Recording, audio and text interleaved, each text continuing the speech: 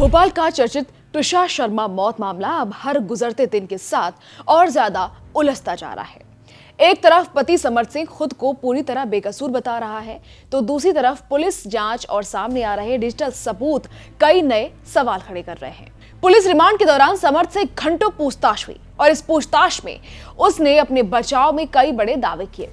लेकिन अब सवाल यह है कि क्या समर्थ सच बोल रहा है या फिर जांच को भटकाने की कोशिश हो रही है। नमस्कार, मैं खुशी चौधरी और आप देख रहे हैं एबीपी लाइव। दरअसल पूछताछ के दौरान समर्थ ने सबसे पहले अपनी शादीशुदा जिंदगी को नॉर्मल बताने की कोशिश की। उसने पुलिस को बताया कि घटना वाले दिन यानी 12 मई को सब कुछ बिल्कुल नॉर्मल था। समर्थ का दावा है कि उस दिन भी वो और तुषा रोज की तरह साथ में जिम गए, साथ बैठकर खाना खाया और बाद में वॉक पर भी निकले। यानी समर्थ ये साबित करने की कोशिश कर रहा है कि उनके रिश्ते में ऐसा कुछ भी नहीं था जो किसी बड़े विवाद की तरफ इशारा करे। लेकिन कहानी यहीं बदल जाती है। पुलिस को मिले पुराने व्हाट्सएप चैट्स और तुषा के परिवार के आरोप समर्थ की पूरी थ्योरी पर सवाल खड़े कर रहे हैं। जांच एजेंसियों का मानना है कि रिश्ते में तनाव काफी पहले से चल रहा था और कई बातों को छुपाने की कोशिश की जा रही है और यही वजह है कि अब पुलिस डिलीट किए गए मोबाइल डेटा को रिकवर करने में जुटी हुई है। पूछताछ में सबसे बड़ा सवाल तुषा की प्रेगनेंसी और अबॉर्शन को लेकर उठा। समर्थ ने पुलिस को बताया कि अबॉर्शन तुषा की मर्जी से हुआ था। उसका कहना है दोनों साथ में डॉक्टर के पास गए थे और डॉक्टर की सलाह पर दवाई लेने के बाद ही अबॉर्शन कराया गया। समर्थ ने दावा किया कि वो खुद पिता बनना चाहता था, लेकिन तुषा बच्चा नहीं चाहती थी। लेकिन पुलिस जांच में जो व्हाट्सएप चैट सामने आए वो एक अलग कहानी बताते हैं। उन चैट्स के मुताबिक समर्थ ने तुषा की प्रेगनेंसी पर सवाल उठाए थे, यहाँ तक कि उसने ये तक पूछ लिया था कि ये बच्चा किसका है। अब यही चैट्स इस केस को और ज्यादा गंभीर बना रहे हैं। वहीं तुषा के परिवार का आरोप है कि प्रेगनेंसी के लिए उस पर दबाव बनाया गया और उसका जबरदस्ती करीब 15 किलो वजन कम कराया गया। हालांकि समर्थ ने इन आरोपों को भी नकार दिया। उसका कहना है कि दोनों साथ में जिम जाते थे और बच्चा चाहने का फैसला परिवार का था। समर्थ के मुताबिक कंसीव करने के बाद तुषा खुद मानसिक तनाव में रहने लगी थी। अब पुलिस इस पूरे मामले से जुड़े मेडिकल रिकॉर्ड, डॉक्टरों की रिपोर्ट और दूसरे दस्तावेज जुटा रही है ताकि सच सामने आ सके। इस केस का सबसे अहम हिस्सा अब मोबाइल डेटा बन गया है। पुलिस को पता चला है कि समर्थ ने अपने फोन से कई चैट्स डिलीट कर दिए थे।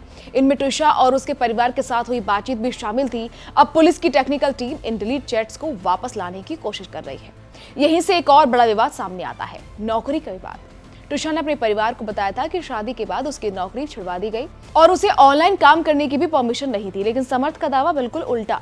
उसका कहना है कि तुषा ने अपनी मर्जी से नौकरी छोड़ी थी ताकि दोनों ज्यादा वक्त साथ बिता सकें। अब पुलिस ये जानने की कोशिश कर रही है कि सच क्या है। क्या तुषा पर नौकरी छोड़ने का दबाव था या उसने सच में अपनी मर्जी से फैसला लिया था। पूछताछ में समर्थ ने यह भी माना कि शादी के कुछ महीनों बाद से दोनों के बीच झगड़े बढ़ने लगे थे। उसने बताया कि शादी के शुरुआती 5 महीनों में तुषा कई बार अपने मायके गई थी। समर्थ का कहना है कि दोनों के बीच अक्सर बहस होती थी, लेकिन उसने कभी तुषा पर हाथ नहीं उठाया। समर्थ ने पुलिस को बताया कि मार्च तक सब कुछ नॉर्मल था, लेकिन मार्च में तुषा के भाई की शादी के बाद दोनों के रिश्ते में दूरियां बढ़ने लगी। लड़ाई झगड़े ज्यादा होने लगे थे। इन विवादों में समर्थ की मां गिरिबाला सिंह बीच बचाव करती थी, लेकिन तुषा का आरोप था कि उसकी सास हमेशा अपने बेटे का ही पक्ष लेती थी।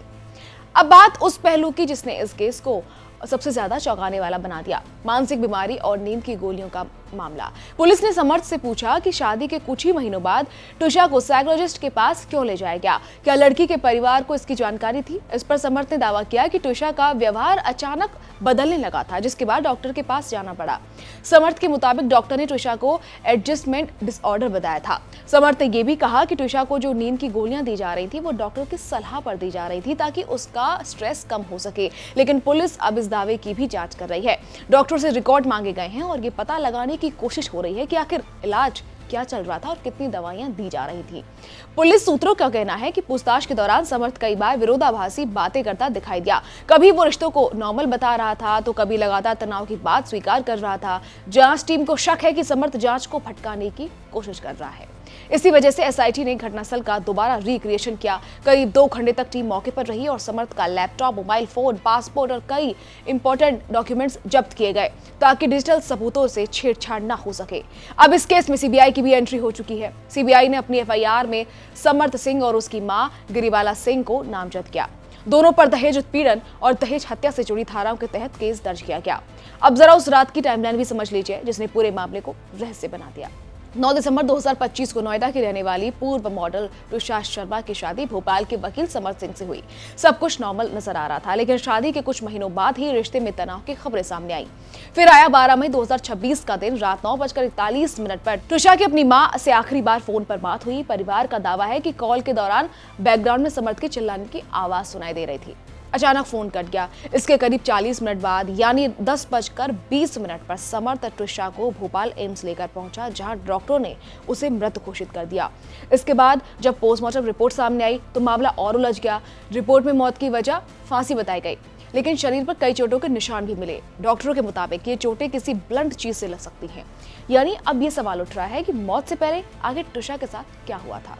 15 मई को भोपाल पुलिस ने दहेज हत्या की एफआईआर दर्ज की। फिर एसआईटी की पूछताछ, सुप्रीम कोर्ट की एंट्री, दिल्ली एम्स में दूसरा पोस्टमार्टम और अब सीबीआई की जांच। इस केस ने हर दिन नया मोड़ लिया है। फिलहाल दिल्ली एम्स की विशेष टीम द्वारा किए गए दूसरे पोस्टमार्टम की विस्तृत रिपोर्ट का इंतजार किया जा रहा है। देखना होगा कि और क्या क्या खुलासे होते हैं। तब तक के लिए जुड़े रहिए हमारे साथ और देखते रहिए एबीपी लाइव।